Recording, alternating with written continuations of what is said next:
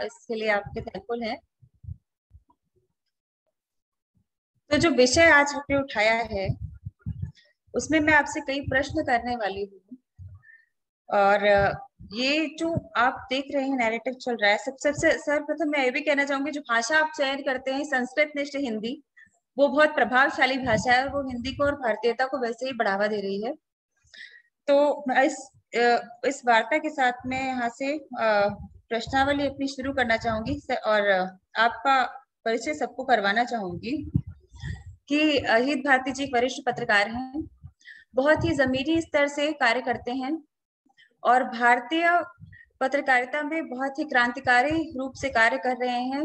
और हिंदी भाषा का जो उनका चयन है वो बहुत ही उत्कृष्ट रहता है, संस्कृत निष्ठ भाषा का प्रयोग करने की कोशिश करते हैं और जो हमारे युवा हैं उनको भारतीयता से उन्होंने काफी निकटता से जोड़ने का प्रयास किया है। जो भी जर्नलिज्म में, मास कम्युनिकेशन में पहले बच्चे जाते थे वो ये सोचते थे कि यदि हमें अंग्रेजी नहीं आती है तो हम सफल नहीं हो सकते, किंतु अजीत भारती जी को जब देखा जाए तो ये एक बहुत ही बड़ा एग्जाम्पल सेट करते हैं इस चीज का कि आपको भाषा अपनी अच्छे से आनी चाहिए, भले ही विदेशी भाषा आए ना आए, और उससे भी आप सफल हो सकते हैं। जी धन्यवाद। अजीत भारती जी, थैंक यू। स्वागत। आपने कहा कि मुझे अंग्रेजी आती है, मेरी औपचारिक शिक्षा पूरी अंग्रेजी में ही हुई है, फिर भी मैंने हिंदी को चुना है। मैं तो जी जी बस, और वो एक कॉन्शियस चॉइस थी। और सही कहा आपने कि एक हीन भावना होती है जो भी हिंदी पट्टी के लड़के होते हैं, लड़कियां होती हैं, कि अंग्रेजी नहीं आएगी तो वो कैसे सरवाइव करेंगे। तो मुझे अंग्रेजी आती थी, फिर भी मैंने ये चुना कि मुझे अंग्रेजी ना आए, ऐसा लोग एज्यूम करें। और हिंदी भी एक कूल भाषा है और हिंदी में ऐसे शब्द हों जो खो गए हैं, और मुझसे अच्छी हिंदी लिखने बोलने वाले बहुत सारे लोग हैं। मैं औसत से थोड़ी अच्छी हिंदी बोल लेता हूँ, बस यही है। उतना ज्यादा नहीं है जितना आप बता रही हैं। नहीं, मैं आपको रेगुलर फॉलो करती हूँ तो मैंने बहुत सुना है आपको। जी जी जी। मैं प्रश्नावली यहाँ से शुरू करना चाहूंगी। जैसा कि आपको पता है कि हिंदू हेट जिस प्रकार से फैलाई जा रही है कोई नई नई चीज नहीं है, इससे हम बड़े लंबे समय से लड़ते आ रहे हैं, हम सभी इसके शिकार हुए हैं। और ये जो नैरेटिव फैलाया जाता है डिसमेंटलिंग ग्लोबल हिंदुइज्म या तो इस प्रकार का जो नैरेटिव है वो किस तरह से बिल्ड हो रहा है उसके विषय में आप 2 लाइन बोलें, तब तक मैं आपकी प्रश्नावली प्रस्तुत करती हूँ। जी सबसे पहला प्रश्न कि यह तो हाँ, यह है कि कल कल कल से ही हिंदू फोबिया की जो बातें चल रही, हिंदू घृणा की लगातार, उसको नकारा जाता है कि नहीं, इस प्रकार की कोई चीज ही नहीं है, कभी कुछ ऐसा होता ही नहीं। क्या ये वाकई ऐसा होता है या नहीं होता? हमने पिछले 7 सालों में खास करके, और 70-75 साल, या इनफैक्ट 150 साल, या फिर और पीछे चले जाएंगे तो 1000 सालों से हमने देखा है कि एक ग्लोबल माइनॉरिटी के तौर पे हिंदू किस तरह से लगातार संस्थागत तरीके से भेदभाव का शिकार रहा है। और मैं पास्ट में नहीं जाऊंगा, हर दिन बोलता हूँ, हमारे खेमे के सारे लोग इसी बात पे चर्चा करते रहते हैं। मैं अभी पे आऊंगा कि एक चुनी हुई सरकार के खिलाफ लगातार विश्वमन होता है। एक स्वयंसेवी संस्था है राष्ट्रीय स्वयंसेवक संघ, उसके खिलाफ लगातार विश्वमन होता है। एक धर्म का व्यक्ति, हिंदू धर्म का हो, और अपवाद स्वरूप, या फिर कह दीजिए कि चूंकि पॉपुलेशन ज्यादा है तो सामाजिक अपराध जो है वो ज्यादा करेगा। ये बहुत ही सिंपल सा, बहुत ही साधारण सी गणना है कि ऐसा होगा। उस अपवाद को उदाहरण बनाया जाता है, एक धर्म के प्रतीक चिन्हों को उनका उपहास उड़ाया जाता है। और आप देखेंगे कि एकेडेमिया में लगातार ही सेक्सुअलाइज किया जाता है हमारे गॉड्स एंड गॉडेसेस को in the name of research, कि हम शोध कर रहे हैं। और गणेश की सूंड जो है वो जो है, इट इज काइंड ऑफ फैलस, वो एक लिंग है, और लिम्प फैलस है, और उनके पिता का लिंग जो है इरेक्ट है। इस तरह की घटिया बातें होती हैं। जब हम ये सब बातें किसी दूसरे धर्म के लिए बोलेंगे तो हमारा सर तन से जुदा हो जाएगा, क्योंकि कुरान की 26 आयतें हैं जो कहती हैं कि इस तरह का कुछ भी बोला जाए तो भाई वो वाजिबुल कत्ल होता है, उसको मार के खत्म कर दो, इस तरह की चीज। जब हम ये बातें दूसरे नेता के लिए बोले, अगर वो मुस्लिम हो या गैर हिंदू हो, जब हम वैसी संस्थाओं के खिलाफ बोले जो कन्वर्जन का काम करती हों, जो लव जिहाद को फैसिलिटेट करती हो, जिसके बारे में हम लोग आगे भी चर्चा करेंगे। हम उनके धर्म के प्रतीक चिन्हों के बारे में कहीं भी कुछ लिखें भी, भले ही उसने पहले कृष्ण को एक रेपिस्ट बोला और उसके नीचे में आपने मोहम्मद के बारे में, अल्लाह के बारे में, कुरान के बारे में कुछ लिख लिया, तो आप बेंगलोर में जो राइट्स हुए थे आपको याद होगा, वो हो जाता है। और उसके बाद चिन्हित करके सिर्फ हिंदुओं की गाड़ियां जलाई जाती। ये जब आप मतलब जो हमारे साथ हो रहा है उसी को आप रिवर्स कर लेंगे, तब वो इस्लामोफोबिया हो जाएगा। तब उसे बताया जाएगा कि नहीं, ये तो हेट स्पीच हो रहा है। फोबिया, हेट स्पीच, ये सारे शब्द जो है एक्सक्लूसिव कर दिए गए हैं सिर्फ एक ही तरह के लोगों के लिए। लेकिन वही है कि एक वैश्विक माइनॉरिटी, हम पे जो अत्याचार हुए और लगातार होते रहे संस्थागत तरीके से, उस पर कोई कुछ नहीं बोलता। आप डिसमेंटलिंग ग्लोबल हिंदुत्व कह देते हैं, आप डिसमेंटलिंग ग्लोबल इस्लाम आप लिख करके देख लीजिए। आपके साथ वही होगा जो शार्ली एब्दो के 12 कार्टूनिस्टों के साथ हुआ था। आपके साथ सैमुअल पेटी वाला कांड होगा, जो फ्रांस में, पेरिस में एक शिक्षक थे और उन्होंने मतलब कथित तौर पे एक बच्ची जो थी, उसने अपने पिता को बोला कि नहीं, उसने मोहम्मद के कार्टून दिखाने के बारे में बोला, इस तरह उसको मार दिया गया। बाद में वो लड़की बोलती है कि नहीं, मुझे तो बचना था, मैंने होमवर्क नहीं किया था, या कुछ इस तरह का था। एक्चुअल में जो चीज नहीं हुई उसके लिए सैमुअल पेटी मारा जाता है। आप इसी को पलट देंगे तो वो जो है वो हिंदू फोबिया, नहीं नहीं, हिंदू फोबिया कुछ होता ही नहीं है, क्योंकि मेजॉरिटी है एंड दे आर क्लेमिंग कि एक हिंदू फोबिया है। ये कैसे नहीं है यार। रेप जिहाद एक मतलब पैटर्न बन चुका है हमारे देश में। हर तरह से एक ही कम्युनिटी को टारगेट किया जाता है, चाहे बॉलीवुड हो, इंटेलिजेंसिया हो, आपको वेब सीरीज बन रहे हो, मीडिया के नैरेटिव पे। आज का टॉपिक ही यही है, उस पर भी हम आगे चर्चा करेंगे। तो ये पूरी तरह से एक सत्ता को, जो चुनी हुई सरकार है और भारी बहुमत से दूसरी बार चुन कर आई, उसको नीचा दिखाने या उसको डीलेजिटिमाइज करने की एक कोशिश है। क्योंकि वो जो होता है ना कि डिबरी में जब तेल खत्म होता है तो फड़फड़ाता बहुत ज्यादा है। तो ये वही स्थिति है वामी कामी इस्लामी गैंग की, और उनकी जो वेटिकन से फंड पाते हैं, उनकी जो कॉलोनियल माइंडसेट के लोग हैं, तो उन लोगों को जो अपना एजेंडा कॉलोनियलिज्म खत्म हो जाता है और वो एमनेस्टी इंटरनेशनल बनाते हैं कि वो एक शेडी काम करे दूसरे देशों में, एक बैक चैनल से काम करे, अपना एजेंडा चलाए।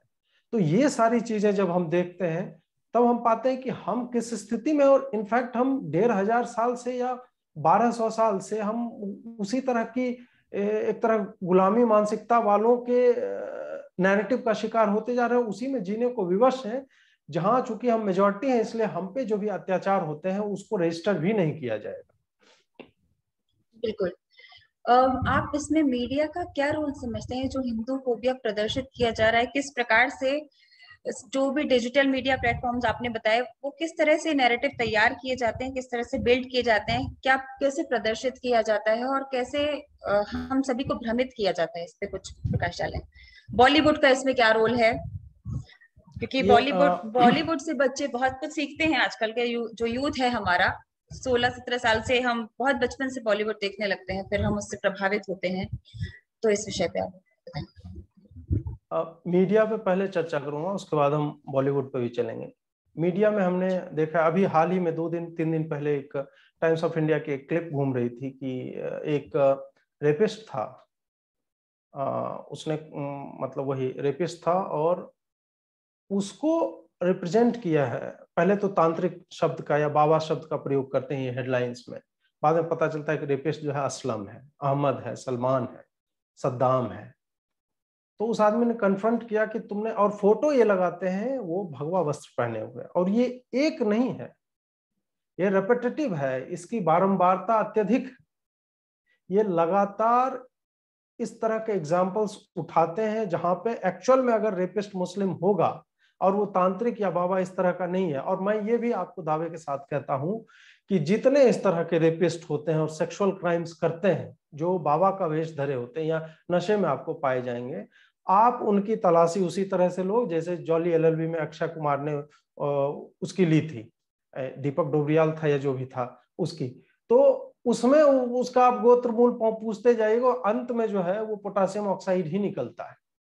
हमें पता है कि वो कौन होता है, और ये बहुत ही इजी है लोगों को फूल करना, क्योंकि हम और आप सब जानते हैं कि हिंदू दान देने में, खास करके धार्मिक स्थलों पे, वो हिचकिचाते नहीं, वो साधु मानते हैं। उसने कपड़ा पहन लिया तो हम साधु मानते हैं और उनको दान दक्षिणा देते हैं। लेकिन यही लोग बाद में जाके रेप करते हैं और मीडिया इनको कवरिंग फायर देता है, क्योंकि मीडिया संस्थानों में लंबे समय से वो वामपंथी कुचक्र में ये लोग फंसे हुए हैं, और अगर वो एक तरह का लाइन ऑफ थॉट से नहीं चलेंगे तो उनकी फंडिंग हो सकता है रुक जाएगी, ये जो प्रेस क्लब्स में जाना आना बंद हो जाएगा, लुटियंस जोन में जो ये चहलकदमी करते हैं वो बंद हो जाएगा। इसलिए उनको रेपिस्ट असलम को बाबा, तांत्रिक, पुजारी, प्रीस्ट लिखना पड़ता है। वो आलिम शब्द का यूज नहीं करेगा, मुस्लिम रिलीजियस फिगर का या मुस्लिम गॉडमैन का यूज नहीं करेगा, वो हमेशा हिंदू धार्मिक शब्दों का प्रयोग करता है। गैर हिंदू अगर बलात्कारी होगा, ये भी एक पैटर्न है जो मैंने ऑब्जर्व किया है, आप पूरे आर्टिकल में नाम खोज लेंगे, आपको नाम नहीं मिलेगा, रेपिस्ट का नाम नहीं लिखेगा मिलेगा। और इसका डबल वहमी ये है कि सलमान नाम होगा तो उसको लिख देंगे रोहित बदला हुआ नाम। इस तरह से मतलब 2-3 तरीकों से जो है हमें ट्रबल किया जाता है, और एक समाज को लगातार नीच, हीन, सेक्सुअली परवर्टेड इस तरह दिखाया जाता है, जबकि वैसा है नहीं। कौन सा समाज सेक्सुअली परवर्ट है वो हम सब जानते हैं, किन की किताबों में किस तरह के परवर्जन को प्रमोट किया जाता है। It is out in the open. आप इनके जितने ग्रंथ हैं, ग्रंथ तो नहीं कह सकते, जो भी किताब है और उसके साथ जो टिप्पणियां हैं, वो सारे आप उठा के देखते हैं तो इनमें एक सेक्सुअल ऑब्सेशन मिलता है, जो घर की औरतों से लेके अपने अहाते की बकरी, दूसरे की मुर्गी, सड़क पे दौड़ती कुतिया तक पर उस तरह से जाके वो प्रदर्शित होता है, परिलक्षित होता है। और आप जाके इस तरह के जितने केसेज है, खास करके एनिमल्स के साथ जो इस तरह के क्रूअल बिहेवियर होता है, आप सर्च मार लो, नाम देख लो आप कि कौन आता है। मीडिया तंत्र में इसी तरह के बायस्ड लोग बैठे हुए हैं और ये फ्लो चार्ट के हिसाब से कवरेज करते हैं। उसमें देखेंगे फ्लो चार्ट में कि हाँ क्राइम किसके अगेंस्ट हुआ है, दलित के अगेंस्ट हुआ है, तो उनकी बाछें खिल जाती हैं। फिर देखते हैं कि नहीं, दलित का रेप मुस्लिम ने कर दिया, जैसे कि कौशाम्बी में एक बार हुआ था, गाजियाबाद में हुआ था, और इस तरह के कई मतलब रैंडम जगह का आप नाम लेंगे, आपको मिल जाएगा कि एक मुस्लिम ने दलित के साथ रेप किया। तो फ्लो चार्ट वहीं पे खत्म हो जाता है। दूसरे पे आइए कि अच्छा मुस्लिम है, दलित है, उसका रेप किसने किया है, तो हिंदू ने किया है। फिर आगे बढ़ता है फ्लो चार्ट कि हिंदू में वो किस कास्ट का है, सवर्ण है, तो फ्लो चार्ट आगे बढ़ेगा, दलित का रेप दलित ने ही किया है, that is not the news, वो न्यूज नहीं है। फिर सवर्ण है, उसमें देखेगा कि कितना मतलब अंतर कितना है उसकी जाति के अनुक्रम में, वो ब्राह्मण है, राजपूत है, भूमिहार है, क्या है। और उसके बाद से एक ज्ञान लिखा जाएगा नीचे में कि हमने देखा है कि ये लोग पावरफुल पोजीशंस में रहते हैं। अरे रेपिस्ट रेपिस्ट होता है, वो इसलिए हमेशा रेप नहीं करता है क्योंकि वो ऊंची जाति का है, वो एक परवर्टेड है, वो सेक्सुअली फ्रस्ट्रेटेड है, मानसिक रूप से बीमार है, या जो भी है, इस तरह से नहीं करते हैं। जबकि वही दूसरे मजहब में आप देखेंगे, जब मदरसे में रेप होता है, मस्जिदों में रेप होता है, आप लिखिए मौलवी मदरसा रेप, और आपके पास गूगल कितने रिजल्ट्स लगातार रिटर्न करेगा, आप परेशान हो जाओगे पढ़ते हुए। मैं बोल रहा हूं और 3 रेप कहीं हो गया होगा इस तरह का। बच्चों का रेप होता है, वो बता रहा था एक बार एक बुलंदशहर का कि कहीं का लड़का था, 8 साल का बच्चा था, वो बोला कि हमें सिखाया जाता है कि हमें हिंदुओं का रेप करना है या उसकी लड़कियों को फंसा के लाना, इस तरह से होता है। और जब आप इस पे चर्चा करें, कठुआ पे खूब चर्चा होगी, लेकिन वही है गाजियाबाद की गीता पे नहीं होगी, सीता पे, रश्मि पे, किरण पे, इस पे जब रेप होते हैं तो उस पे चर्चा नहीं होगी। तो मीडिया जो, हाथरस वाला क्लासिक मामला है, वहां रेप एक्चुअल में हुआ भी नहीं था, बाद में लड़की ने बयान बदले, लड़की की भाभी जो है वो जो है एक वामपंथन जो है भाभी का घूंघट वूंघट काट के बयान दे रहे थे, उसको प्लांट किया गया था। उस केस का क्या हुआ, राहुल गांधी और सारे लोग मिलने गए, लेकिन राहुल गांधी से उसी दिन राजस्थान, जो देश का सबसे बड़ा मतलब रेप कैपिटल आप कहना चाहेंगे तो वो है, एनसीआरबी का डेटा है, सबसे ज्यादा पॉपुलेशन के हिसाब से और नंबर के हिसाब, दोनों परसेंटेज नंबर दोनों में सबसे आगे, वहां भी दलित का उसी दिन रेप हुआ था। लेकिन अलवर शायद हुआ था, मतलब रैंडम जगह राजस्थान में भी आप ले लो तो इस तरह का, मतलब हम इस तरह के समाज में रहते हैं और मुझे बहुत बुरा भी लगता है, लेकिन क्या करूं कि ये सच्चाई है। रेप जैसा एक संवेदनशील मुद्दा है, लेकिन इस तरह से बोलना पड़ता है क्योंकि नैरेटिव इस तरह से चल गया है कि नहीं बोलेंगे तो कहाँ जाएंगे, क्या करें। तो उसी बिल्कुल, दिन ये राहुल बहुत गांधी दुख से की बात है। जी जी, जी राहुल गांधी से उसी दिन पीड़िता ने अपील की कि मेरा भी रेप हुआ है, मेरी सहायता करो, उसे मिलने मत आओ, फोटो मत खिंचाने आओ, एक्नॉलेज करो कि तुम्हारे स्टेट में, कांग्रेस रूल स्टेट में रेप हुआ है। He didn't go, he never goes, वो कभी नहीं जाता है। तब जब इस तरह की चीजें होती हैं तब हमें पता चलता है। और इसी का दूसरा हिस्सा, माफ कीजिएगा मैं थोड़ा लंबा ले रहा हूं समय, एक है कोरोना के दूसरे लहर की कवरेज, उस पर चर्चा करना बहुत ही आवश्यक है। और वो कंप्लीट हिंदूफोबिया ही था और वो कुछ था ही नहीं। क्योंकि कोरोना में लाशें आप गिनिए किसकी सबसे ज्यादा गिरी है, ईसाइयों की गिरी है। हमने कितने कॉफिन्स के फोटोग्राफ्स देख लिए। फर्स्ट वेव में इटली में कॉफिन मेकर्स के पास लकड़ियां खत्म हो गई थी, अगर याद ना हो लोगों को तो। अभी जी थर्ड वेव चल रहा है यूएस में, ऑक्सीजन नहीं है उनके पास, बहुत बड़ी कंट्री है ना। डेथ का डाटा देखिए कि हर दिन कितने लोग मर रहे हैं, उसको छुपाया जाता है। लेकिन हमारी लाशों को, हमारी जलती चिताओं को इस तरह से, मतलब मरने के बाद भी चैन नहीं है। दानिश सिद्दीकी जैसे लोग जिन्होंने अपना परिवार जो है लाशों की तस्वीरें बेच बेच के, वो पेट पालता था, खैर तालिबान ने उसको मार दिया, वो मुद्दा अलग है। लेकिन ऐसे भी लोग थे। Time magazine, BBC, New York times, Washington post, Boston globe, मतलब आप हर एक वेस्टर्न मीडिया का ऑब्सेशन जलती हुई चिता से था। तुम अपना तो देखो यार, कितने लोग मर रहे हैं, तुम दुनिया की सबसे अच्छी अर्थव्यवस्था हो, तुम्हारे लोग मरे जा रहे हैं। ये भी हिंदू फोबिया का क्लासिक एग्जाम्पल था कि भारत में ही मुस्लिम भी तो मर रहे होंगे ना।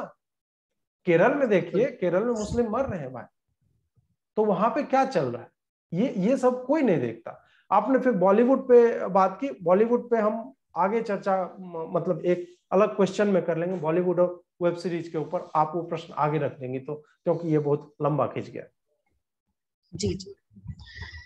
दूसरा, देखिए, टेरनी ऑफ माइनॉरिटी में भी भारत के संदर्भ में सब दिखाया गया है, और मतलब दिखा रहे हैं।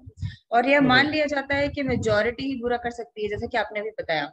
ठीक है, कि हमें हमें हमें हम मतलब हम ही बुरा कर रहे हैं, जो मेजोरिटी लोग हैं वो ही बुरा कर रहे हैं, और माइनॉरिटी बिल्कुल धूप की धुल हुई है। सोनिया गांधी के सुपर पीएम वाले कार्यकाल में एक बिल भी आया था, कम्युनल वायलेंस बिल। तो आपको क्या लगता है कि ये जो कम्युनल वायलेंस बिल है, ये कितना खतरनाक और घातक हो सकता है?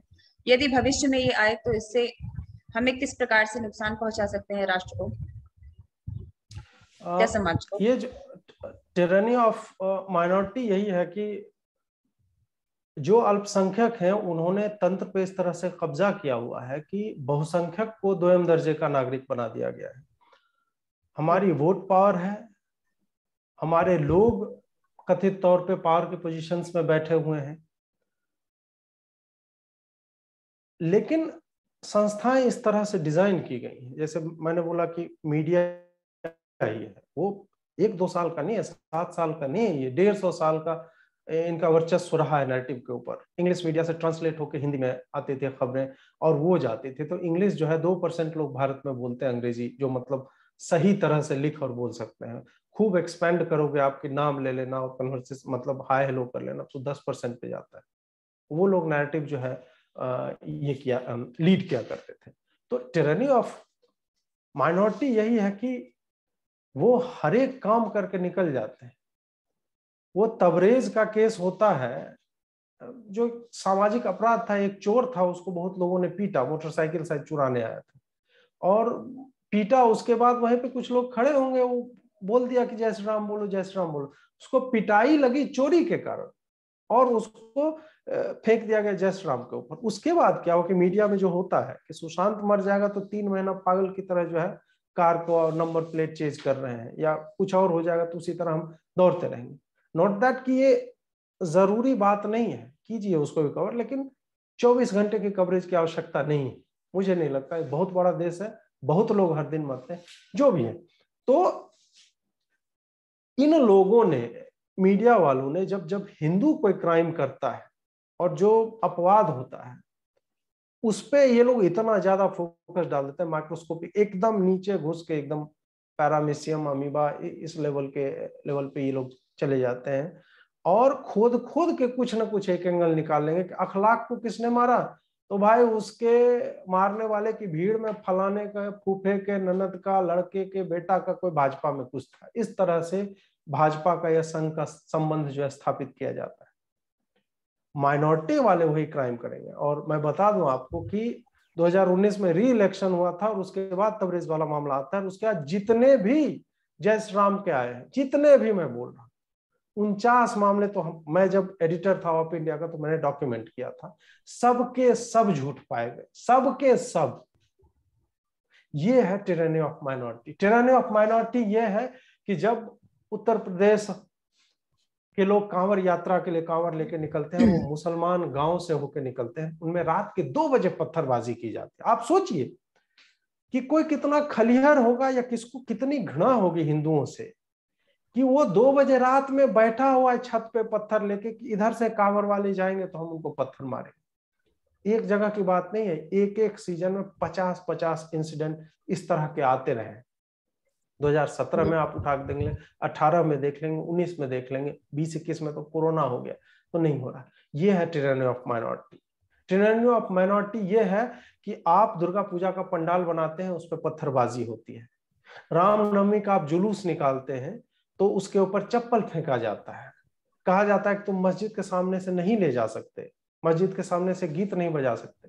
तुम 5 बार जो भोंपू बजाते हो दिन में हर बार, उस कर्कश आवाज को कोई क्यों सुनना चाहेगा? वो तो हम झेलते हैं ना, सहिष्णुता यही तो है। लेकिन और फिर भी यही हम है, असहिष्णु कहलाते हैं। हाँ, वही तो है, वही है ना, अल्पसंख्यक होने का आतंक यही है कि जो सहिष्णु है, जिसने कुछ नहीं किया है, जिसके कमलेश तिवारी की गर्दन उतार दी जाती है, जिसके अगेंस्ट 5-5 लाख लोग लखनऊ की, माफ कीजिएगा, भोपाल की ईदगाह में इकट्ठा होकर मध्य प्रदेश में चिल्लाते हैं गुस्ताखे रसूल की एक ही सजा, सब तन से जुदा। कोई केस नहीं होता है, कुछ नहीं होता है। ये है टिरानी ऑफ माइनॉरिटी, ये आतंक है जिसको हम लोग हमेशा झेलते हैं। और उसी का एक विभत्स रूप बन के आया था सुपर पीएम सोनिया गांधी जी वाला कम्युनल वायलेंस बिल। इसमें था कि जब भी दंगे हों तो जो भी माइनॉरिटी कम्युनिटी का है उस पे केस बनेगा ही नहीं, क्योंकि माइनॉरिटी तो एकदम दंगे कर ही नहीं सकती। माइनॉरिटी दंगा थोड़े करती है। गोधरा में 59 कार सेवकों को, उस पर तो बिजली गिर गई थी, उससे आग लग गई, एक ही बॉगी में लगी जिसमें कार सेवक बैठे हुए थे, माइनॉरिटी थोड़े थी। दिल्ली में जो अभी हिंदू विरोधी दंगे हुए हैं उसमें माइनॉरिटी ने थोड़े ना कुछ अपने घर पे पत्थर, मस्जिद के ऊपर पत्थर रखा था। वो तो 3D इमेज लग रहा था, किसी का कैड का ड्राइंग था। वो थोड़े था, मतलब दिलवर नेगी के हाथ पांव तो खुद ही अलग अलग कट गए, वो जा रहा था लेजर उजर से कट गया था और उसको फेंक दिया गया एक मिठाई की जलती हुई दुकान में। तो यही है कि जब आप संस्थागत तरीके से ऐसे ऐसे कानून डिजाइन करते हैं, और 1991 में प्लेसेज ऑफ वर्शिप एक्ट भी आया था, वो भी हिंदुओं को ही टारगेट करते हुए था कि जो भी मंदिर या मस्जिद या चर्च, गुरुद्वारा, जो भी 1947 में जिस भी स्थिति में था, उसके नेचर को आप चेंज नहीं कर सकते हैं। ये 1991 में कानून बनता है जब अयोध्या वाली बात जो आगे बढ़ती है। किसके लिए भाई? हिंदू ने कहा किसका चर्च तोड़ के जो है उस पर गुम्बद रख दिया, किसकी मस्जिद तोड़ के हमने दीवार उसके ऊपर खड़ी कर दी? हम तो बगल में नहीं बनाना चाहते हैं, हमें इतनी घिन आती है, घिन नहीं आती, अशुद्ध जगह मानते हैं, जो भी है, हम नहीं बनाना चाहते। ये कौन करता है? ये किसका नेचर है? ये दूसरों का नेचर है। और हमें कंटेन करने के लिए कि इसको एक पॉलिटिकल मुद्दा आगे भी ना बनाया जाए, इस तरह से बातें की जाती हैं कि प्लेसेज ऑफ वर्शिप एक्ट बना दो, हिंदू जो है अपने मंदिर वापस ही ना। यही टिरानी ऑफ माइनॉरिटी है जिसकी मैं बात कर रहा था।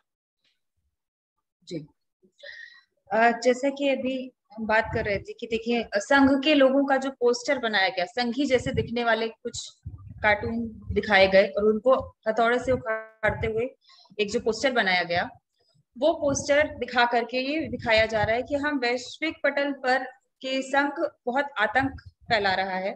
वहीं पे ये तालिबान के लिए इस प्रकार की बातें क्यों नहीं हो रही?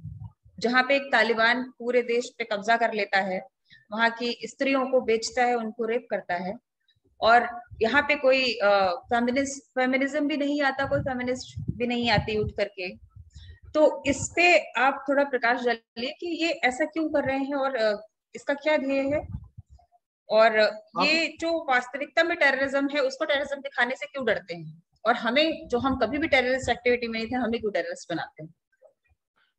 हमारी जो कॉन्फ्रेंस का एक आपने 3 रंग का बनाया ना, जो नेक्सस है इनका, तो वही है ये कि जो वास्तव में टेररिस्ट है उसको टेररिस्ट नहीं बोला जाएगा। और आज बाय द वे अभी थोड़ी देर पहले हमारे पास एक पीडीएफ आया था, व्हाइट हाउस ने आरएसएस के संस्थान सेवा भारती को यूएस में कोविड के समय में अपना बहुमूल्य योगदान देने के लिए उन्होंने सराहना किया उसकी, जो बाइडेन ने सेवा भारती की, जिसको ये लोग तालिबान बोलते हैं।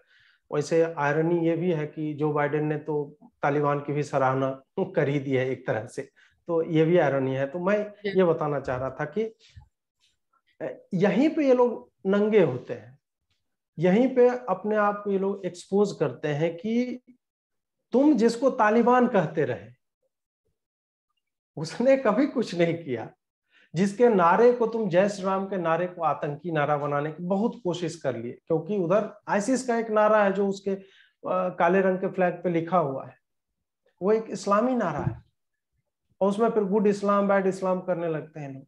उसको तुम एक्सेप्ट नहीं करते हो, जिस नारे का नाम लेके बाजारों में लोग फटते हैं और 50-100 को लेके मर जाते हैं, उसको टेरर नहीं बोला जाता है। तो पता नहीं ये लोग अलग शब्दकोश रखे हुए होंगे, क्योंकि कोई भी विचारशील व्यक्ति हो या विवेक है जिसके पास, वो कैसे मतलब एक्चुअल में जहां टेरर हो रहा है, जो आतंक है जिसमें लोग मर रहे हैं, जहां रक्त बह रहा है, उसको तुम आतंक नहीं बोल रहे हो, और जहां बोल रहा है कि नहीं उसने जय श्री राम बुलवा ली। पहली बात वो तो हर बार गलत ही आज तक साबित हुआ है। लेकिन अगर मान भी लेते हैं, जय श्री राम आतंक कैसे हो गया भाई? अब हर बात की सड़क पे थूक दिया तो बोल देगा हिंदू ने थूका है तो आतंक फैल रहा है। तो इन्होंने अपने पूरे डिस्कोर्स को इतना ट्रिवियलाइज कर लिया है, इसीलिए कोई इन्हें सीरियसली नहीं लेता। ये चाहे ऑड्रे ट्रास्केन जो भी उसका नाम है वो हो, या बाकी इनके गैंग के लोग हो, इनको तो राह चलते लोग थूकेंगे। जिस तरह से इनके ये लोग यूएस में इसीलिए बचे हुए हैं।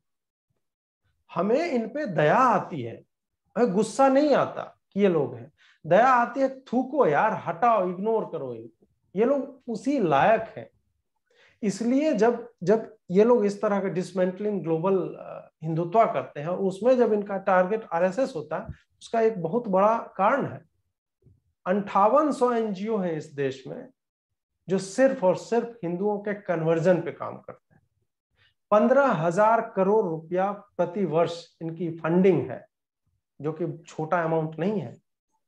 और आरएसएस क्या करता है? आरएसएस गांव में, शहरों में इनके कन्वर्जन एक्टिविटी पे रोक लगाता है। आरएसएस इनके लव जिहाद के पारंपरिक तरीकों से ये जो एक पैटर्न बना के करते हैं, जिसपे हम लोग आगे चर्चा करेंगे, उसको रोकता है। वहां पे कोई श्री राम सेना है, कोई बजरंग दल है, कोई विश्व हिंदू परिषद का कार्यकर्ता है, वो लोग लगातार अपनी बहु बेटियों को बचाते हैं इन दरिंदों से। इसलिए इनको जो है ना, वो कील से आरएसएस को निकालने का वो फिगरीन जो है उसको यूज करना पड़ता है। लेकिन वो जानते नहीं कि आरएसएस की जड़ें कितनी गहरी है, तुम नहीं निकाल पाओगे भाई। तुम्हारे हथौड़े से तो हथौड़े का हैंडल टूट जाएगा, आरएसएस तो नहीं निकलने वाला इनसे। जी बिल्कुल। आपका एक वीडियो बहुत वायरल हुआ था जिसमें आप शैक्षिक जिहाद के ऊपर बात कर रहे थे, मुझे याद है। उसके अंदर डीपीएस ग्लोबल स्कूल करके उधमपुर में एक 3 दिन का वर्कशॉप हुआ था, जिसके अंदर दिखाया जा रहा था कि जो हिंदू धर्म के गुरु होते हैं, पंडित हो गए, ब्राह्मण हो गए, या गुरु जी प्रकार की एक छवि थी। एक व्यक्ति था जो धोती पहने हुए था और जनेऊ डाले हुए था, और उसकी चोटी बनी हुई थी, बिल्कुल ब्राह्मण से का लग रहा था। उसको मूर्ख ब्राह्मण करके बच्चों को हिंदी स्टोरी टेलिंग बताई जा रही थी। और सेम, अब मैं प्रश्न थोड़ा सा लंबा है, और इसी संस्था में मुरादाबाद में एक वर्कशॉप की जाती है, हाउ टू ऑब्टेन और how to follow Islamic values in daily life. तो इस पे प्रकाश डालें कि ये किस प्रकार का मुद्दा है। अब क्या ये चाहते हैं कि हम अपने पंडितों की बात या गुरु की बात या पूजा पद्धति भी बंद करवा दें, हम पंडितों को घर बुलाना बंद कर दें, हम त्योहार बंद कर दें? तो ये क्या टारगेट कर रहे हैं ये, और देखिए, बच्चों को क्या सिखाना चाहते हैं? जी। हमारे हेरिटेज पे नालंदा के समय से अटैक किया गया है। हमारी मतलब हमारे पुस्तकालयों को आग लगाया गया है, और दुर्भाग्य यह है कि आग लगाने के बाद बगल के शहर का नाम आज तक बख्तियार खिलजी के नाम पे बख्तियारपुर है। मैं उसी जगह से आता हूँ, इसलिए बहुत दुख होता है वहां से जब भी गुजरता हूँ। तो शिक्षा पे इनका अटैक, क्योंकि खुद ये रेगिस्तानी लोग हैं ना, ये ऊंट का मूत पीने वाले लोग हैं, तो थिंकिंग इनकी कहाँ से मतलब बृहद होगी। जो यहाँ पे थोड़ा पढ़ लिख गए हैं वो भी मजबूरी में, नहीं इनको छोड़ दो तो ये वही करेंगे जो अफगानिस्तान में कर रहे हैं। इनकी अंतिम मतलब अंतिम लक्ष्य इनका वही है। इनको गाय कुत्ता घोड़ा उसके साथ इनको सेक्स चाहिए, और अपने मूर्खतापूर्ण तरीकों से कि नहीं नहीं विज्ञान और गणित तो जो शैतानों का काम है, इस तरह के थिंकिंग प्रोसेस से चलते हैं ये लोग। तो इनको किताबों से कहां से कोई प्रेम होगा। फिर भी अब वॉर जब अपना नेचर बदलता है ना, कि तुम अब घोड़े पे बैठ के आओगे और तलवार भांज के और गांव में आग लगा दोगे, तो वो दौर तो अब चला गया, वो पॉसिबल नहीं है। तो अब उसका नेचर बदलने के कारण क्या हो रहा है कि अब ये लोग सूक्ष्म तरीके से, बहुत ही सटल तरीके से, पहले तो आप देख लीजिए हमारे शिक्षा मंत्री कौन रहे हैं शुरुआत के कुछ एक दशकों तक, बिल्कुल। और उसके बाद फिर आप देखेंगे कि जब ये वही वामी कामी इस्लामी गैंग जो है, किस तरह से हमारे चोल राजाओं के, चेर हैं, पांड्याज हैं, सातवाहन है, मगध है, चालुक्याज हैं, पल्लव राजवंश है, मतलब मैं नाम लेता चला जाऊंगा, और सबके सब महानतम राजवंश में मौर्य हो गए, गुप्त हो गए, ये सब तो बड़े बड़े जिनका अखंड भारत वाला जो मैप वैप देखते हैं हम, वो लोग हैं। तो हमारा वृहद इतिहास उस तरह का है, और इसमें क्या कर रहे हैं कि बाबर का बेटा हुमायूं, हुमायूं का अकबर, इस मूर्खतापूर्ण चीज को, कि वही स्टॉकहोम सिंड्रोम एक तरह से कह लीजिए, कि जिसने तुम्हारी बेटियों का रेप किया तुम उसको जो है उसकी पूजा कर रहे हो, एक तरह से उसको ग्लोरीफाई कर रहे हो।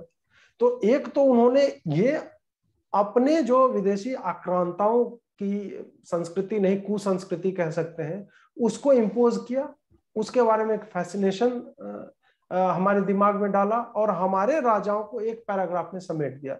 तो ये तो लंबे समय तक चल रहा था। अब फिर से नैरेटिव वारफेयर चेंज हो रहा है। तो अब क्या करना है कि अब इनको सिर्फ अपनी चीजों को सुपर इम्पोज नहीं करना है, अब हिंदुओं में जो जो चीजें हैं उसको घटिया तरीके से बताना है कि देखो ब्राह्मण, अब बॉलीवुड का देखिए ना, बॉलीवुड में आप देखेंगे कि ब्राह्मण को जब भी कैरिकेचर किया, साधु होगा तो वो ठग दिखाया जाएगा, ब्राह्मण होगा लाला होगा वो माँ के कंगन छीन रहा है, लेकिन वही वो अहमद का बाप जो होगा, मेरे 2 बेटे होते उसको भी शहीद कर देता। लाइट नहीं है गांव में, जया बहादुरी जो है लैंप जला रही है, और उसके मस्जिद में अजान पढ़ी जा रही है लाउड स्पीकर पे, और वो पूरा देशभक्त बना फिरता है। एंथनी को जो है कोई कोई गुंजालवेज पाले जा रहा है। आप इन कैरेक्टर्स को देखिए कि किस तरह से आपको ईसाई और मुस्लिम कैरेक्टर हमेशा बेनेवलेंट।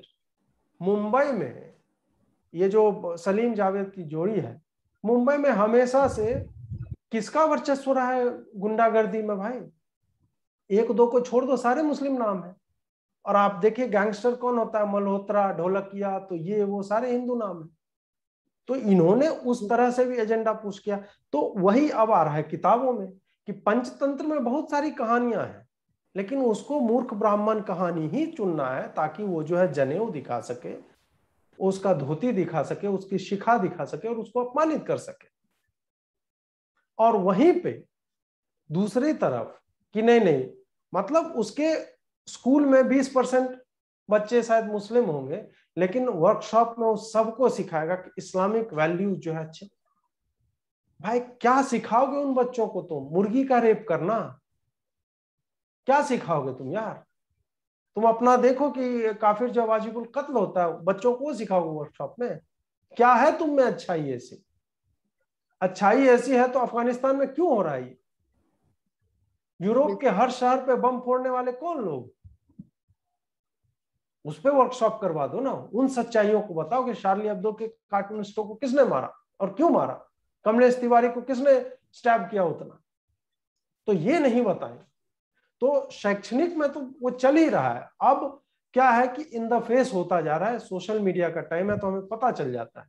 लेकिन हाँ, ये लोग पीछे नहीं हट रहे हैं, क्योंकि वही फिर से टिरानी ऑफ माइनॉरिटी आ जाती है कि अगर आप एक मुसलमान प्रिंसिपल के ऊपर एफआईआर करेंगे तो बोला जाएगा कि देखो, मतलब ये तो छोटी सी बात है, स्कूल में वर्कशॉप 7वीं क्लास में चल रहा है, अब मोदी चाहता है कि हर एक क्लासरूम में कैमरा लगा दिया जाए और देखा जाए कौन मास्टर क्या पढ़ा रहा है।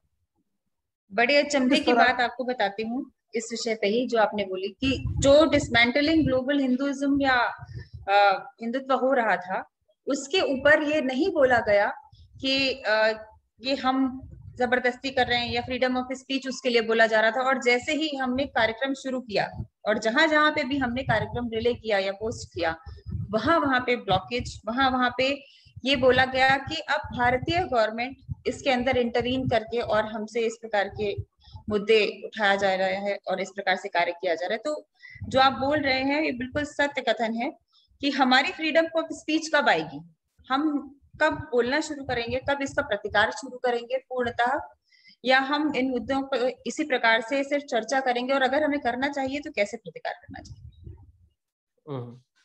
अब प्रतिकार के तरीके हैं, जिस तरह से जागरूकता बढ़ती जा रही है लोगों में, तो वही करना है कि हिंदुओं को अपोलोजेटिक होना बंद करना पड़ेगा।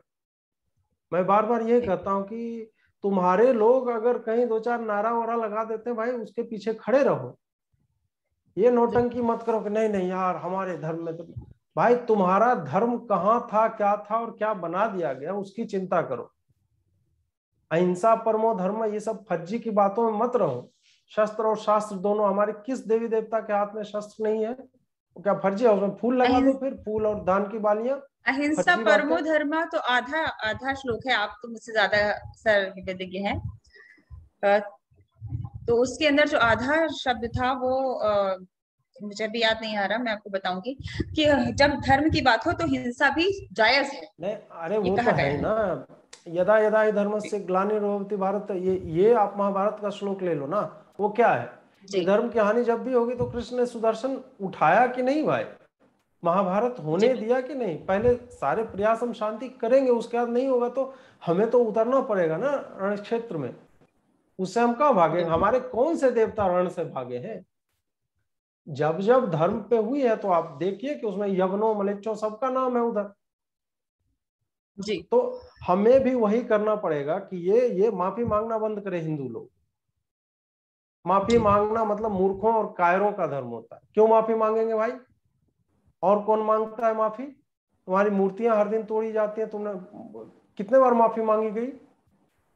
हत्या की जाती है तुम्हारे लोगों की, तुम्हारी बहनों बेटियों को खींचा जाता है, रेप किया जाता है। किसने माफी मांग ली भाई? तुम क्यों माफी मांगते हो? तुम्हारे तो साधु गाली दे रहे हैं, कोई बात नहीं, देगा गाली, वो अपना दूसरा कर्म तो कर रहा है। तुम ये भीरुओं की तरह, कायरों की तरह उसका मतलब उसके साथ खड़े होने के, नहीं नहीं ये हिंदू हो ही नहीं सकता। तुम बताओगे हिंदू कौन है? तुमसे ज्यादा बड़ा हिंदू वो है जो लोगों को इकट्ठा कर रहा है और इस नैरेटिव के वारफेयर में जमीन पे काम कर रहा है।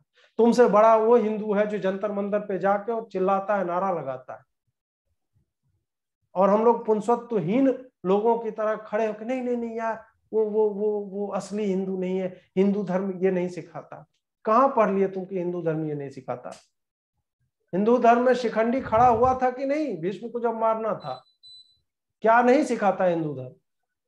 हमें जब जब जिस जिस तरीके के, जिस जिस तरह के अस्त्र शस्त्र ज्ञान साम दाम दंड भेद जिसका प्रयोग करना पड़ेगा हम करेंगे, क्योंकि धर्म की स्थापना जो है सर्वोपरि है, उसके बाद ही कुछ आता है। तो उसमें गाली दे दिया तो उसने ढेला मार दिया, पागलों की तरफ पड़े हुए हैं।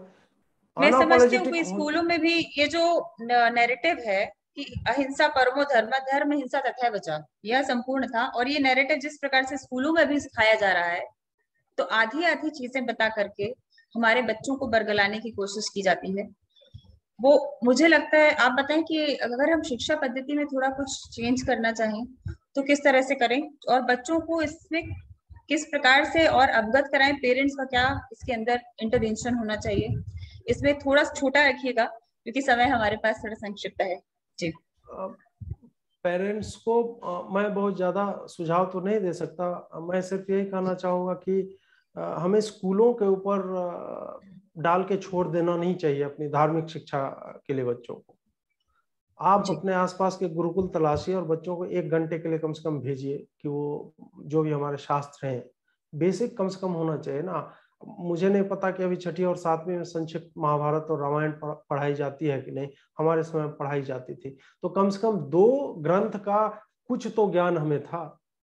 बाद में हम जो है अपने स्तर से खोज के पढ़ाई करने लगे। तो माता पिता अपने स्तर से बच्चों में वो जो धार्मिकता है वो डाले। समाज के तौर पे जिस भी सोसाइटी में आप रहते हैं, गांव में रहते हैं, वहां के मंदिरों को, ठाकुरबाड़ी जो होती है उसको सशक्त कीजिए, वहां आरतियां जलाइए, वहां के पुजारी को सशक्त कीजिए, दक्षिणा देने में मतलब हिचकिचाइए मत, यज्ञ कीजिए।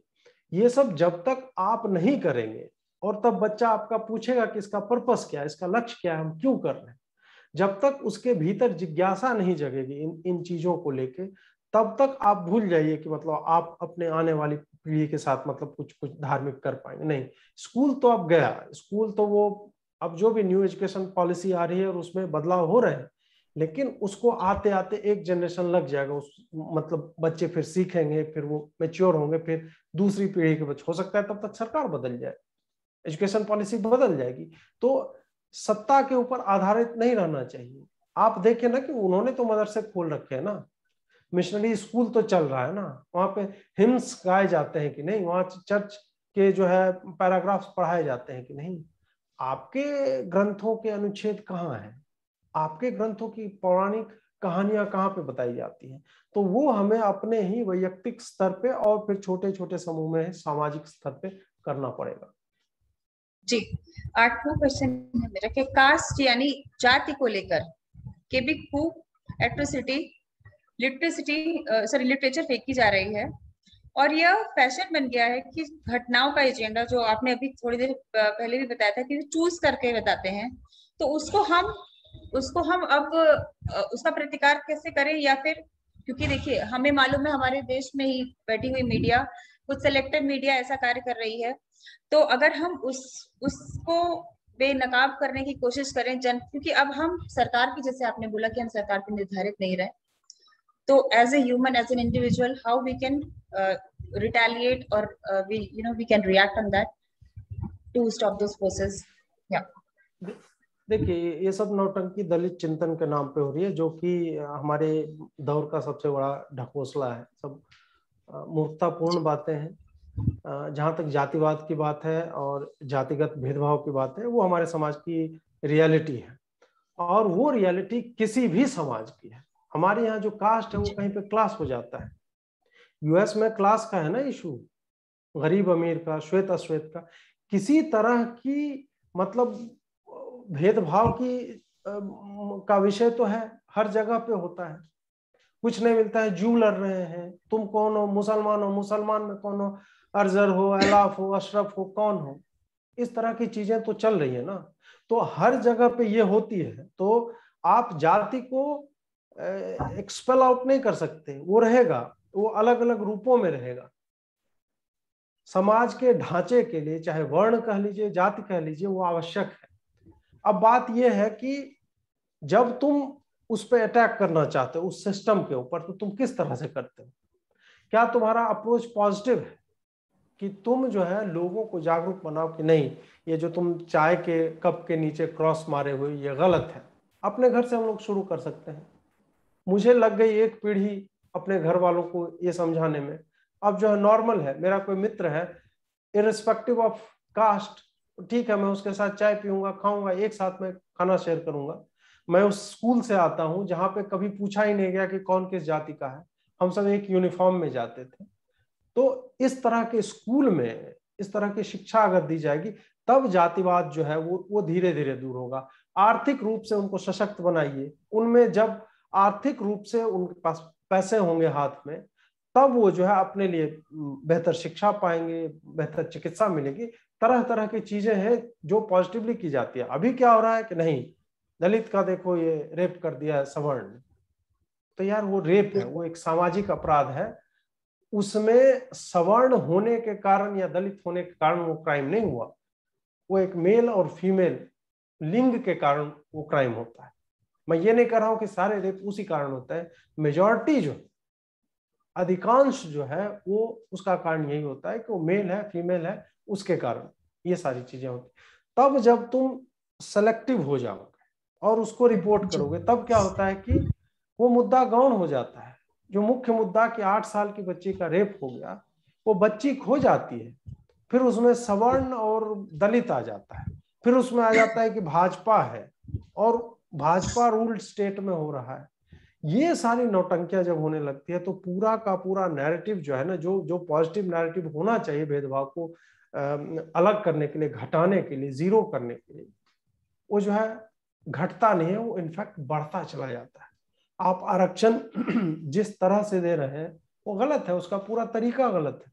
वो आप देंगे तो वो बच्चा जब IIT में पहुंचेगा वहां उसके साथ डबल डिस्क्रिमिनेशन होगा, उसको और सताया जाएगा। आप क्या हर बच्चे के रूम में एक पुलिस डाल दोगे? कैसे सुनिश्चित करोगे?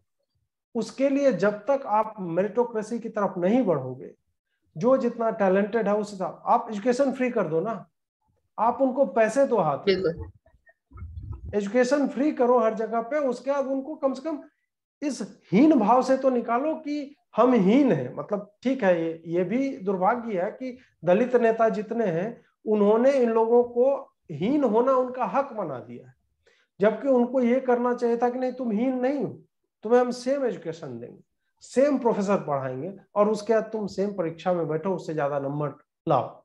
आप देखिए कि ब्लैक्स जो हैं US में, उन्होंने इसी तरह से संघर्ष किया, और वो अपना प्राइड जानते हैं कि नहीं नहीं नहीं, व्हाइट हमसे बेहतर कैसे है, मुझे भी सेम स्कूल दो, मैं बता दूंगा। तो आज वहां पे इक्वालिटी की तरफ वो हमसे ज्यादा आगे बढ़े हैं।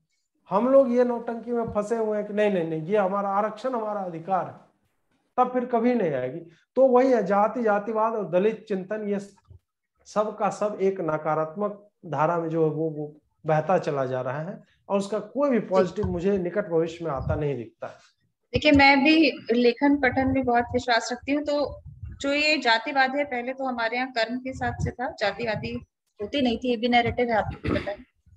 दूसरी बात कि जो आप बोल रहे हैं शिक्षा फ्री हो जानी चाहिए, मैं बहुत आपका स्वागत करती हूँ इस बात पे, जो आपने बहुत अच्छी बात बताई। शिक्षा मुक्त हो जानी चाहिए, और आपकी कलाओं की, आपकी जो भी क्षमताएं उनके हिसाब से आपको जॉब मिलनी चाहिए। अब हम आते हैं, अभी तक तो हम बात कर रहे थे कि जिस प्रकार से नैरेटिव सेट करके ये हमारे दिमाग को कब्जा करने की कोशिश करते हैं। अब हम मटेरियलिस्टिक जो चीजें हैं, या कह दीजिए कि जो एक इकोनॉमिक इकोसिस्टम चल रहा है हर जगह का, विश्व का या देश का, उसके अंदर ये जो कार्य कर रहे हैं पैरेलली, उसके विषय में आपको ज्ञात होगा शायद, एक हलाला फरियाद करके एक बैंक खोली गई है केरल में। उस बैंक के इनॉग्रेशन में और उसमें सहायक वहां की राज्य सरकार भी थी, जैसा मुझे ज्ञात है।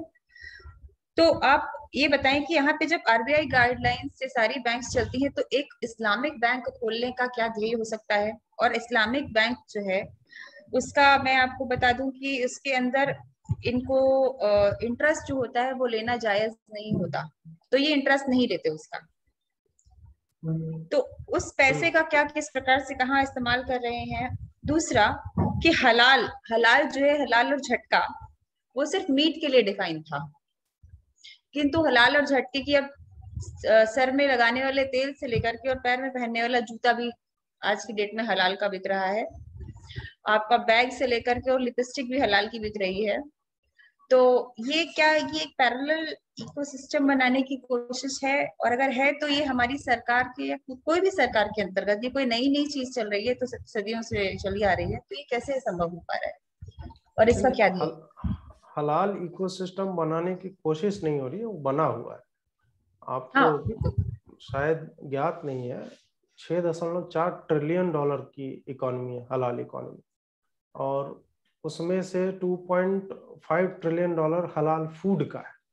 फूड में सिर्फ मीट नहीं है, हलाल सिस्टम का पता नहीं, हमारे पास शायद एक पैनल भी है इस पे, या अगर नहीं है तो मैं ही थोड़ा सा समय लेके बताना चाहूंगा कि हलाल का अर्थ होता है जो इस्लामी तरीके से जायज है, जो ठीक है, उचित है। हलाल का आपको, हलाल मतलब गला रेतना नहीं है, मतलब लोग कंफ्यूज कर जाते हैं कि वही होता है। गला रेतना उचित है इस्लामिक तरीके से, तो उसको हलाल करना बोलते हैं कि अब ये हलाल हो गया, रेत दिया गला हमने इस तरह से, और एक जो भी जंतर मंतर, मंत्र तो नहीं पढ़ते, जो भी पढ़ते हैं, जो भी बोलते हैं बड़बड़ा के, तो उससे कर दिया। तो केरल में सिर्फ एक मूर्खता नहीं हो रही है हलाल को लेके, वहाँ हलाल सोसाइटी बन रही है जहाँ टॉयलेट जो है फलाने जगह के सीध में नहीं होना चाहिए। वहाँ पे लोग जो है, जो अरब में अटायर पहनते हैं ना, वो गैस्केट जो लगाते हैं माथे पे ऊपर प्रेशर वाला, हाँ उस तरह का, तो वो पहन के लोग केरल में घूम रहे हैं। आप सोचिए, और उधर के लोग इन्हें तो अपने मजहब का मानते तक नहीं है। ये हालत है कि इन्हें द्वयम दर्जे का मतलब सीरियसली लेते ही नहीं है इनको, और ये वहां पे कुकर प्रेशर डाल के नाच रहे हैं कि नहीं नहीं हम भी जो है एकदम अरेबियन जो भी नाइट्स और अलिफ लैला हो रहे हैं। तो इस तरह की बातें, तो हलाल इकोनॉमी जो है उसमें है कि जहां से फूड प्रोसेस होता है वहां से लेके पैकेजिंग और लेबलिंग तक मुस्लिम मेल ही होना चाहिए, फीमेल भी नहीं, मुस्लिम मेल ही होगा उस पूरे सप्लाई चेन का हिस्सा, तब वो जाके हलाल होती है। और ये एक एक्सक्लूसिविटी है कि हम फलाने जगह से, और ये हलाल सर्टिफाइड, हलाल सर्टिफिकेशन अथॉरिटी है इंडिया में जो सर्टिफाई करती है एक तय पैसे लेके, और उसमें आपका पतंजलि को भी पैसा देना पड़ता है। आप सोचिए कि आपको अगर मुस्लिम लोगों को बेचना है अपना प्रोडक्ट, तो आपको सर्टिफिकेशन एक मुस्लिम अथॉरिटी से लेना पड़ेगा, उसका एक तय पैसा देना पड़ता है। ये सारी चीजें इस तरह से हो रही है। हलाल एयरलाइंस है, हलाल लिपस्टिक आता है, हलाल जूता चप्पल जो भी है, तो उसमें यही है कि पूरा सप्लाई चेन पे एक व्यक्ति का है। और ये कैसे काम करता है, जकात वाला सिस्टम है कि आप जहां से फूल ले रहे हैं ना, पता कीजिए कि वो आदमी कौन है, वो जो बैठा हुआ है वो क्या हिंदू है, नहीं है तो आप ये मान के चलिए कि बनारस में आप हैं और आप उस व्यक्ति से फूल माला ले रहे हैं, वो अपना कमाई का एक हिस्सा जो है वो किसी हलाल तंत्र में देता है, और वो हलाल तंत्र फिर एक एनजीओ, सो कॉल एनजीओ के पास जाता है, और वो मदरसों की फंडिंग करता है, रेडिकलाइजेशन होता है, वो संकट मोचन मंदिर में जहां आप ही उसी फूल को लेके जाते हैं पूजा करने के लिए, वहां बम फटता है और आप मर जाती है। मतलब आप फूल तक खरीदते हैं तो आपको पता नहीं होता है कि आप फूल नहीं खरीद रहे हैं, बम का जो है अमोनियम नाइट्रेट या जो भी है वो आप वहां से खरीदने वो दे रहे हैं, अपने आत्महत्या का सामान आप तैयार कर रहे हैं जब आप खरीदते हैं। तो ये तंत्र है। तो इसको लेके मतलब ये इकोसिस्टम बना हुआ है। तो हिंदुओं को भी वोकल होके कि तुम कौन हो, तुम कहां से खरीद रहे हो, संविधान आपको चुनने की आजादी देता है, वो भेदभाव नहीं है। मैंने पैसा कमाया है, मुझे हक है कि मैं दुकानदार से बोलूं कि भाई तुम कौन हो, कहां से लाते हो, होलसेल अगर ले रहे हो तो तुम कहां से आ रहा है तुम्हारा ये फूल, आप भी सुनिश्चित कीजिए, और आप भी सेग्रीगेट कीजिए अपने आप को कि मुझे इसी दुकान से सामान लेना है। वो इसलिए लेना है कि मैं मरना नहीं चाहती संकट मोचन मंदिर के ब्लास्ट में, मैं मरना नहीं चाहती सरोजनी नगर में कपड़ा खरीदते हुए। ये सुनिश्चित जब तक हिंदू नहीं करेगा कि मैं किससे सामान खरीद रहा हूं और वो अपना सामान कहां से खरीदता है, तब तक ये तंत्र बना हुआ है। और ये तंत्र आपको मारने के लिए आतंकवादी तैयार कर रहा है, आप उससे बच नहीं सकते हैं। कुछ अपने प्रश्न लूंगी लोगों के, जो हमारे व्यूअर्स हैं। So somebody has written, should we encourage Afghan refugees to come to India? We can put a condition only if you will convert to Hindus. So आप क्या कहना चाहेंगे इस पे? First of all, मेरा ही प्रश्न ये होगा कि should we allow to enter them in our territory as a refuge? नहीं, हम लोग वैसे ही बहुत ज्यादा जनसंख्या है, हमारे पास इतना रिसोर्स का स्ट्रेन है, 2.5 करोड़ बांग्लादेशी यहाँ पे है ऑलरेडी। तो जो मुसलमान है हमारे, उन्हीं का हक मारा जा रहा है। हिंदुओं का तो छोड़ दीजिए, अल्पसंख्यक मंत्रालय है वो बेसिकली मुसलमानों के लिए है। तो अगर आप एक्स्ट्रा फिर से ले लेंगे तो उन्हीं का हक मारा जाएगा ना। और फिर ये कहाँ चोरी करेंगे, कहाँ डाका डालेंगे, वो सुनिश्चित नहीं कर सकते। रोहिंग्या वही कर रहा है, बांग्लादेशी मुसलमान इसी में फंसते हैं। तो ये लोग इस तरह के काम कर रहे हैं, तो हम कैसे अफगानियों को ले लें? वो सब कोई अफगान जी जलेबी मासूक फरेबी नहीं होता है, वो सब की कांधार हमारा था और बामियान बुद्ध कोई नहीं है। अगर ये लोग इतने अच्छे होते तो अपना धर्म नहीं त्यागते और ये मुसलमान नहीं बनते। और अब इन्हें, मतलब मुझे कोई घृणा नहीं है, मुझे संवेदना है उनके साथ जो हो रही है, लेकिन हम तुम्हें जगह नहीं दे सकता। ऑब्वियसली मेरा उसमें कोई से नहीं है, वो तो मोदी जी जानेंगे क्या करना है उनके साथ। बट जी मेरी निजी राय यही है कि नहीं, मतलब ठीक है वो जाए, वो जॉर्डन जाए, सऊदी अरेबिया जाए, पाकिस्तान जाए, तुर्की जाए, 56 कंट्री है मुसलमानों के, कहीं जाओ, नाव पे बैठो, जाओ, दौड़ के जाओ, कैसे भी जाओ, नॉट माई प्रॉब्लम। बट हमारे बॉलीवुड में तो हमेशा दिखाते हैं कि पठान कभी पीठ नहीं दिखाता, लेकिन इस अफगानिस्तान की वॉर में हमने ये देख लिया कि पठान बच्चे और बीवी और दुनिया छोड़ करके भी भाग करके भारत और तटवर्ती देशों में पहुंच जाता है। पठानों के बारे में बहुत बड़ा कंफ्यूजन है। पीठ नहीं दिखाते, ये सबसे पहले पीठ नहीं पिछवाड़ा दिखाते हैं और बैठ जाते हैं। इनका जी इतिहास रहा है। आप देखो ना कि उधर मध्य एशिया से जब लुटेरे आते थे तो किसको रौंदते हुए आते थे? उनको कौन रोकता था? हमारे राजपूत रोकते थे। पठानों ने कितने बार रोका? वो तो बोला हाँ हमारी मार लो, निकलो यहाँ से। अपनी बहू बेटियों को आगे किया इन्होंने, इनको रौंदते हुए आते थे। क्या फर्जी का? कोई पठान कुछ नहीं होता है किसी भी काम का, पूरा इतिहास पड़ा हुआ है। अगर पठान इतने मजबूत होते तो भारत में इस्लामी आतंक पहुंचता ही नहीं कभी। इस्लाम नहीं पहुंचता अगर पठान मजबूत होते तो। क्या बात कर रहे हैं ये? इन्होंने अपने रेस को, अपने धर्म को, जो भी अपने पूर्वजों को निराश किया है। ऐसा वो शेर खान वाला वही बॉलीवुड में ही चलता है, पठान का बादशाह। ये लोग बस वही, इनके बारे में जो फेमस है ना, मैं वही है कि मैं होमोफोबिक नहीं होना चाहता और वो मैं बोलूंगा नहीं, बस इनका वही है, उसके आगे ये लोग नहीं जाते हैं। जी आ, बाकी कुछ प्रश्न ऐसे आए हैं जो शायद मैं पूछ भी चुकी हूँ आपसे कि शिक्षा पद्धति में क्या बदलाव हो सकते हैं, और हिंदू हिंदू इकोनॉमी कैसे बूस्ट की जाए, ये एक प्रश्न हमारे किसी व्यूअर ने लिखा है। तो मैंने अभी बता ही दिया आपको, हलाल हाँ वाले प्रश्न में तो एंड मैंने इसी जी बात जी पे चर्चा की। we need to compare along with the net. Right. So almost I guess मैं सारे ही प्रश्न कवर कर चुकी हूँ। जी, किंतु आज के सेशन से बहुत ही ज्ञानवर्धक रहा आपसे चर्चा करना, जिसमें कि हमें ये दिखा कि हलाल इकोनॉमी के अंदर जहाँ स्त्रियों को काम करने को नहीं दिया जाता, वहां पे वही उन्हीं की स्त्रियां खड़ी होकर के बोलती हैं कि फेमिनिज्म उसका टैबू दिखाती हैं।